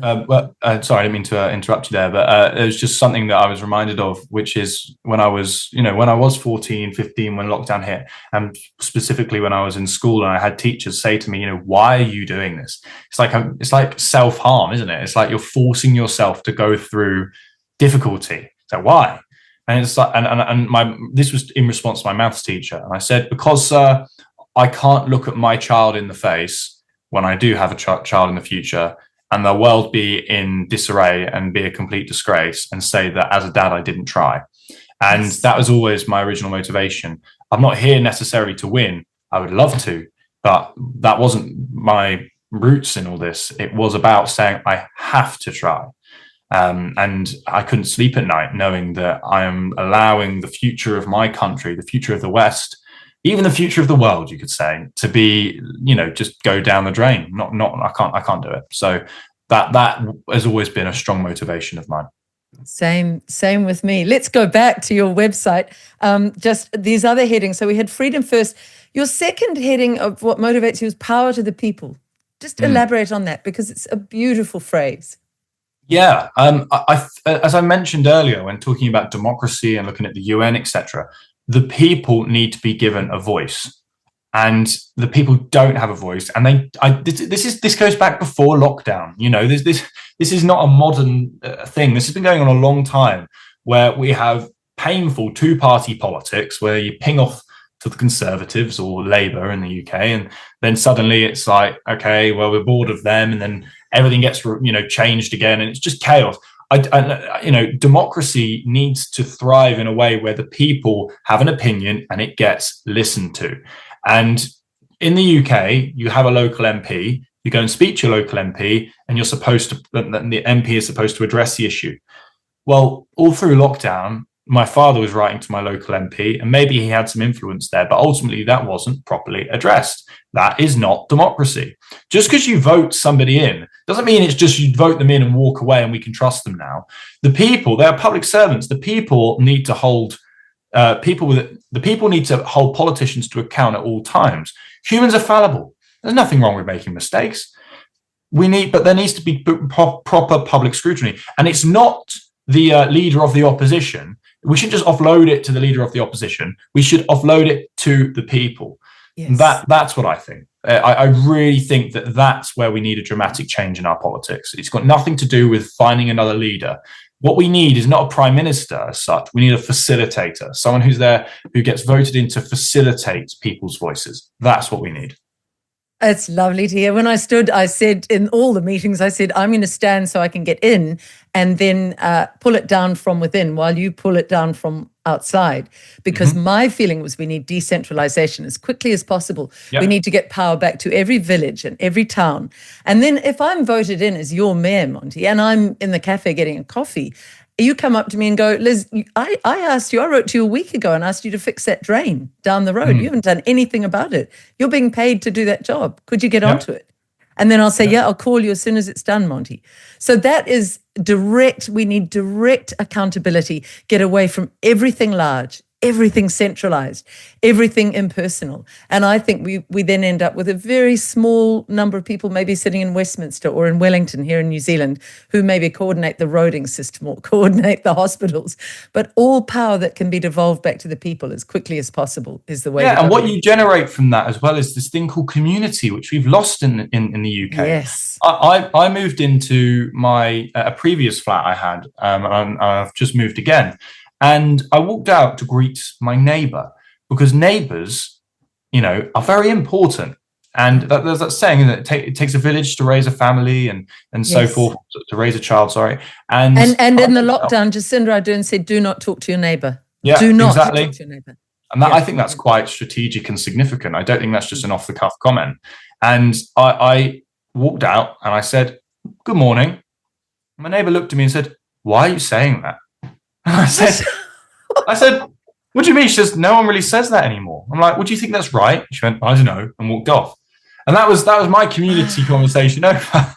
But community is so important, and it goes back to cash, doesn't it? It's about bartering. It's about local economy and looking after one another, and the beauty of humanity and how we aid one another. And there's this idea that humans are parasites and we need to take them down and decrease the population. And it's just this constant need to push back against the people, push back against families, push back against community, whilst using the words family and community. This is the irony, all Keir Starmer talks about is the people, and I'm doing it for the people. He put a post out today saying, I saw it on X, he was talking about how there's nothing he cares more about than young people. Yeah, right. And so they use these words, but no one believes them. And as I mentioned earlier, somebody, maybe me, yourself, someone, or all of us, need to deliver that message to the people as to why someone like Starmer is lying through his teeth. Absolutely. And I refer people to the Agenda 2030 at the end. Look at the left-hand sweet words and what they really translate into, and you'll see how dark it is, how meaningless their verbiage is. All right, I love that one. Let's go on to protect our future. And this is where you talked about your child and I talk about my children's children. Mm-hmm. Yeah. What are you thinking there? I've been passionately campaigning for young people. And I've sort of been criticized for that because I've been told that I'm isolating a demographic and forgetting about older generations. But that's not what I'm doing. I just don't feel that there is any voice in the UK talking to young people about these kind of topics. Absolutely. It's not like I'm, it's not some hierarchy of young people take priority and elderly don't, or older generations. I'm not saying that at all. But we've all got a part to play. And until I become a part of the older generation, I'm really focused on young generations and looking towards the future. If we neglect young people, we're screwed. I don't have any friends who are my age, bar one individual who I went to school with, who is capable of having these kind of conversations or has a willingness to really, push on and protect the future of the country in a way which is actually realistic, not just paraphrasing what older generations say, like, "Oh, we need to fix the economy." It's like, okay, great. That's quite a loose comment. What we really need is young people were feared. The universities used to be the place of kind of controversial debate, protests, and if you annoy young people, then you've got an issue because they're the ones that have the energy. These days, it's the exact opposite. These days, we are used, we are manipulated, and we are a tool to bring forward their agenda. And young people don't realize they're being used. So we need to protect our future through empowering young voices, and that's something I'm really, really passionate about, and that's what I'm motivated to do more than anything at this point in time. It's so true. There was a young man here, Sesh, who does comedy, and he was really clever in the lockdown. He gave a lot of people hope. Oh, wow, here's the new generation. But I asked him to stand with me in the political field, and he agreed initially, and I knew he would win that central seat against this very green candidate, Chloe Swarbrick. But he pulled out, and he pulled out because he didn't have a father like yours. He had a father who undermined him, and I could understand it and feel compassion. But I said to him, this is your moment. This is the fork in the road where you find that character inside you. You find that manliness. And I know that it would have served him for the rest of his life to have stood like that. It's so rare to find those young who will really take it on in the stoical way you're doing. But Monty, I think if you put the call out, you could get a Monty's army. I think we could make this a Monty's army for the world. Yeah. Have you had any response?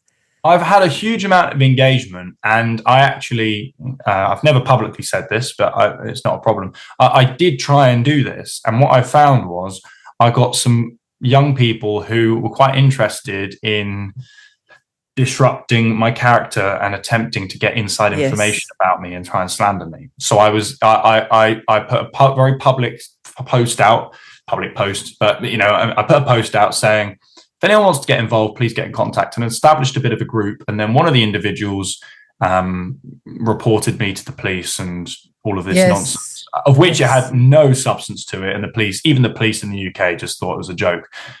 So I've been a little bit apprehensive because I do a lot of my work solo. However, I really think that is not a sustainable. I can't be a one-man army forever. That's just ridiculous. So, as I mentioned, previously, I am establishing some new things which are hopefully going to grease the wheels for opening up an avenue for working with other young people. It's also very important that young people who do get involved with me, if anyone is watching this, that you really are thorough. And I mean this, quite respectfully, is there is no room for making these brash comments about New World Order or people are dying of the jab unless you're willing to really go through the arduous task of research and backing your opinions. Because now I have a public presence. I need to be very conscious as to who I align myself with, obviously. And whilst I really want to get young people involved, and that's something I'm really passionate about getting moving, it has to come in time, I think, because it's quite complicated what we're trying to discuss. It's so sensible. And you mentioned the Soros playbook. I too think there were people who were paid to come in and absolutely pull down me from the inside out. So I agree with you. I think they do that. Wherever they see us influence, they try to pull us down by putting in false friends. That's a very, very good point. Perhaps the way to do it is to say you go out there and you do your version of what I'm doing, or you do your version of telling the truth, and I'll watch you from afar and I'll see how you stand up. And when I see that you really do stand up to these forces and you really do it genuinely, maybe then we can align. So you could get a sort of de facto army, but you're not running it. You're not trying to centralize it. You're just saying, you be inspired, go out with your sandwich board and put your messages on and have your debates. What you've just touched on is exactly what I'm structuring. So stay tuned. Brilliant. Oh, that's brilliant. Okay, so we've talked freedom first, power to the people. These are all on Monty's website, which I really recommend looking at. Protect Our Future is a huge platform for you. And you talk in there also about education. I mean, we've referred to it many times. Doesn't our education system across the world have to be reformed? A few years ago, Monty, I thought, you know what? We need to just encourage parents to stay home, mums to stay home preferably, and educate their children. And as a woman, I can say, I know just like men have had your roles denuded, women have had our nurturing roles minimized. When I used to run a morning interview show, people would come on and go, I used to be just a mum. And I'd go, wait a minute. It's important you're doing your business. But a mother is the most important role in society. You really do influence and educate the children in such a huge way. So I think I don't know how we change education, but have you got ideas on that, Monty? Yes, absolutely. I mean, one of the first things I always refer to is J.D. Rockefeller, who said we want a nation of workers, not thinkers. And he was quite key in the building the sort of education system we know now. Now, there's a bit of a video that circled a few times of different images of things that have evolved. May that be a phone, and now look at what we've got. May that be the car, and look how the car's evolved, and so forth. Technology evolves. The education system hasn't changed. And that's because it's really well designed. If it ain't broke, don't fix it, as they say. The education system is designed to be a mouthpiece for those with very nefarious motivations.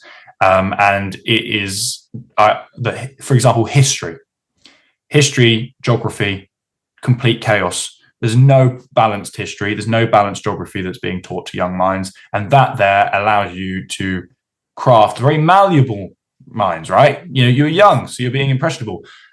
After what I've gone through the education system, I will never put my child, I'll never trust it again. I really won't. And I'm very, very traditional. You just touched on the importance of feminine women and being at home and nurturing their children. And this goes back to the family unit and how vital that is.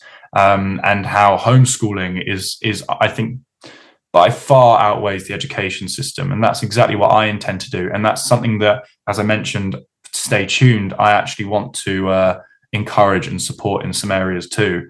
I actually know a few people who have children who are homeschooled, two of which I'm quite close with and close to family, and their verbal capability, their literacy skills, second to none.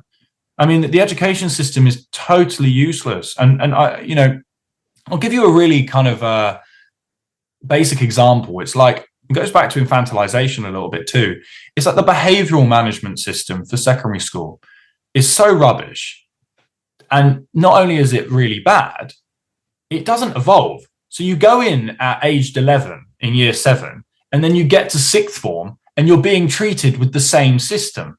The education system is not designed to hug people's ages and evolve with it. It's designed to essentially just turn people into bots and drones to enter them into the 9-to-5 world. And this is what I'm saying here. I think most people agree with. It's not actually that much of a controversial opinion. What's more controversial is the ideologies that come with it, all the LGBTQIA madness, COVID, lockdowns. As I mentioned, history has been totally warped. The slave trade is, we are taught to hate ourselves. We're taught to hate our history, hate our ancestors. And you speak to most young white people and they'd be very happy to start contributing to reparations. I mean, this is how young white individuals are programmed these days from the education system. And then you're looking at net zero and climate change. You won't find one young person who comes out of secondary school education who's not been convinced that humans are parasites and we need to stop emitting carbon. It's like they are just completely convinced. So the education system needs to be shaken up in a sense, completely transformed, that it is tailored to individuals, that it is there to encourage strengths, not just maintain it across the board. So by the time you get to year 7, year 8, you can pretty much work out the direction of travel a young person should go in.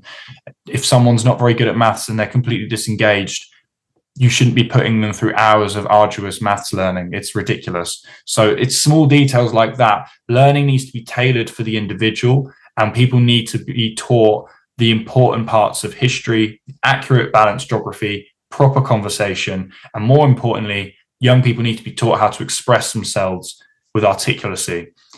Apologies if I'm rambling a little bit too much. You're not rambling at all. And beyond that, express themselves and think critically, question everything. What you've just touched on is exactly the words I was about to use. They need to learn to think critically. And that, if you could do that, then that's great, because then it opens up debate. That's what we need. And maybe it's back to those villages and decentralized models and having the best, and the best mechanic come in and make those children who are excited about building cars, really feel inspired. But this whole programming and deadening of the magic. I remember a friend of mine who does beautiful energy healing. And I said to him, "You're so good at this, but what would you do if you hadn't had this ability, which is God-given?" And he was born with it. He said, "Are you kidding? I would teach 5-year-olds." I went, 5-year-olds? He said, "They're all geniuses. They're geniuses until their minds and their creativity and their curiosity is broken and broken and broken through our unimaginative, deadening, soulless education system." So psychological warfare. It is. And we have attacking young minds. Yeah. Oh, it's so exciting, the world that could be born in your generation, Monty. Truly, it could be. All right, let's move on. These are much deeper conversations which we can have in the future, but I want to get to the last two. This one I really loved on your website, truth over tyranny. Boy, are those two T's at opposite ends of the spectrum, because the tyrants always lie and the tyrants always try to make us feel scared. So what are you referring to there? And this is my old alma mater, the media. Yeah, well, truth over tyranny. I mean, you're going to let lots of people coming saying, "How do you know what you're saying is true?" That's what I get for that phrase I use. But again, I will refer to the importance of debate. And the reason that's significant is I'm willing to put my point forward openly. I'm willing to have the conversation. The tyrants, the ones who don't agree with what I'm saying, which is fine, that's brilliant. They won't have a conversation with me, and they won't do it, as you just referenced, in the media at all. So that's the someone who is not capable of having a balanced conversation because they know what they're saying is utterly preposterous and tyrannical are the ones we need to be looking out for. I don't promote myself as having the right answer. I promote myself to have an answer that needs to be, publicly debated. And I have enough self-belief that what I'm saying is true. So when I say truth over tyranny, I suppose a more nuanced way of wording that is debate and freedom over tyranny, because that will equal truth. That will, naturally. It's not even complicated these days. We're not even talking about complicated topics. And I know this has been parroted 100 million times, but it is insane that we are even having a conversation about how many genders there are. But it's not a complicated conversation. And the majority of people do ultimately agree with us. It's just they're terrified by that minority, which will slander them and attack them. But that's what I mean by truth over tyranny. That we need to, the truth comes from conversation. And once you start having those conversations, people will feel empowered. It's like going right back to the beginning of this whole conversation where I'm referencing being on the tubes. If I hand out one leaflet and the first person takes it, the rest of the tube will take it. Well, if we start having these conversations as much as we can, then people will start to have the confidence to listen and explore those ideas too. So that is my version of truth.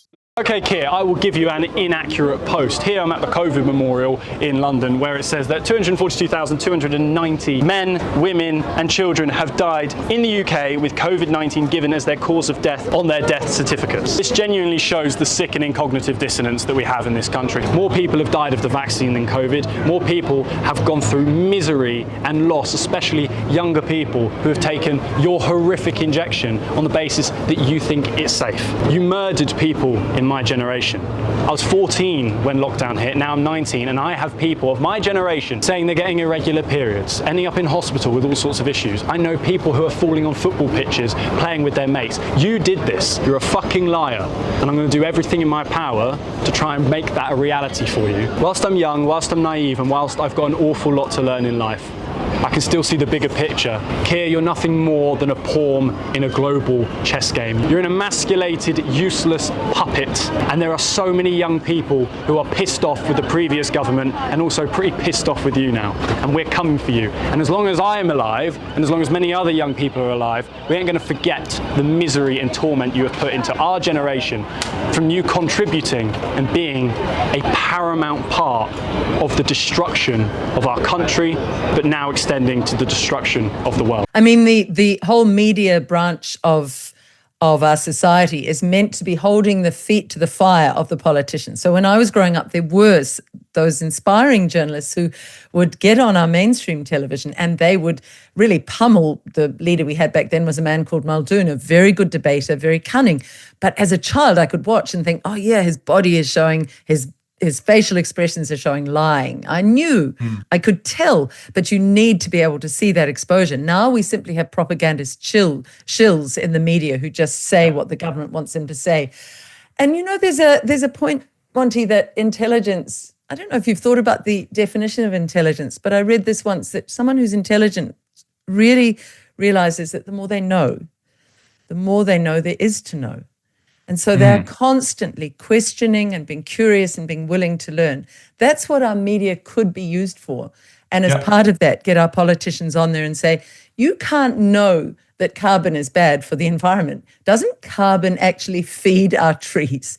Don't plants love being fed carbon? And don't they in return give us more oxygen? So the more we grow our trees, the more we'll have an oxygen-rich environment. You far-right extremist. I can't believe you've just said that.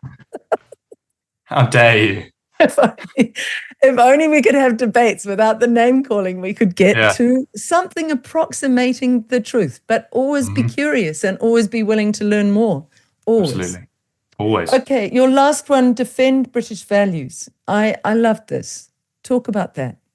Well, British values have become quite subjective, right? And because British values have changed, but I'd suppose my ultimate British value, I'm going to, apologies is not too interesting, but is focused around freedom and democracy, because that then allows people to uphold the British values. Now, for me, British values are silly things like holding, as I mentioned, holding a door open for a woman, or Oh, I it's can't remember the wonderful. last time I saw someone take their hat off when they walked inside, or when a funeral car goes past, just pausing for a second and bowing their head. These are little trivial things which even myself I sort of forget and lose sight of.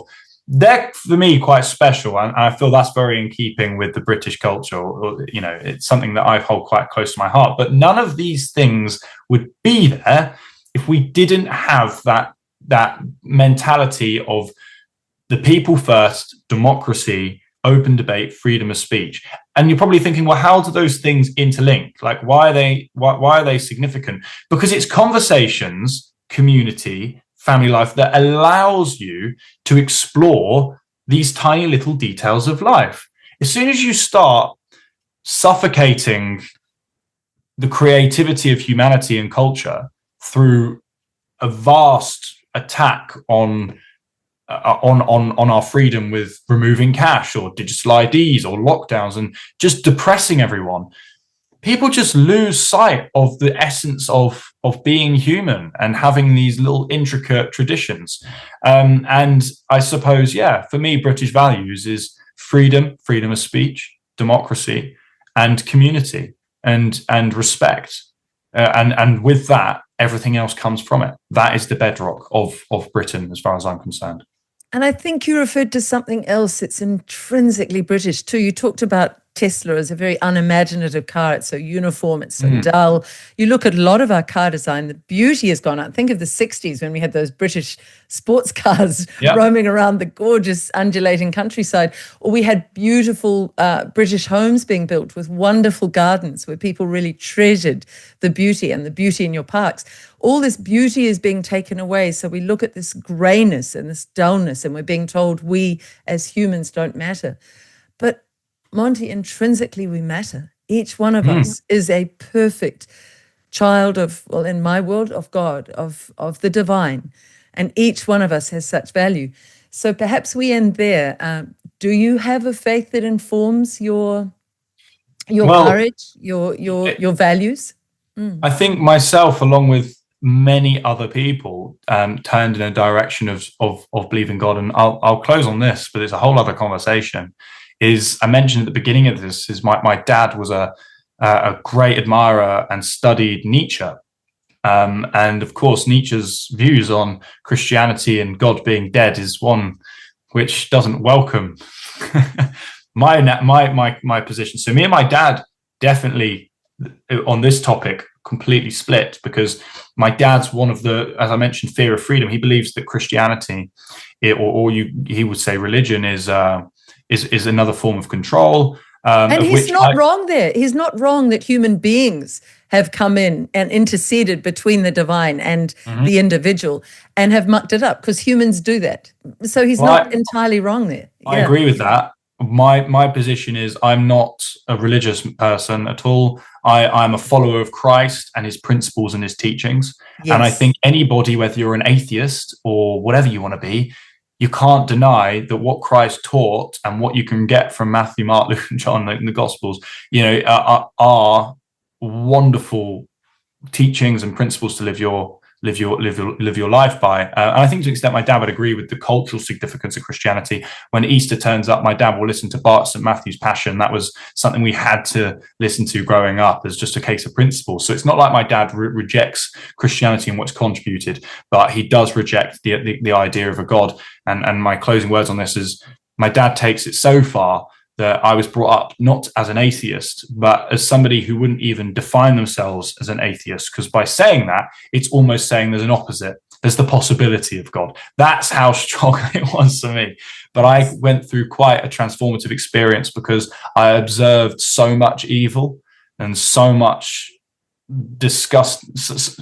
I firsthand, I've observed Satanism and satanic rituals, and then I've also seen the kind of vacant evil that lives amongst Antifa, and then I see lockdown, and I see all of the Klaus Schwab and his soulless face, and I just thought to myself, there's got to be an equal and opposite force. And then that's when I went down that rabbit hole, you could say, and well, my life was certainly transformed for the better. And in fact, I think yesterday a video came out where I actually detail briefly my experience as to how I came to Christ and why that's significant to me and why that underpins a lot of what I do now. So again, if you are watching this, you can head over to my YouTube and it will be on there.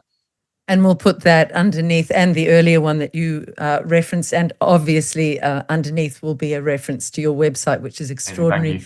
Your mind, Montgomery Thomas, is extraordinary. And I think your heart even more so. When you marry an intelligence with a deep heart for humanity, I think you become an unstoppable force. And that is in the vein of Jesus. And I think that's what his life was trying to call us to, be the best version of yourselves. Sacrifice and be the best version of yourself.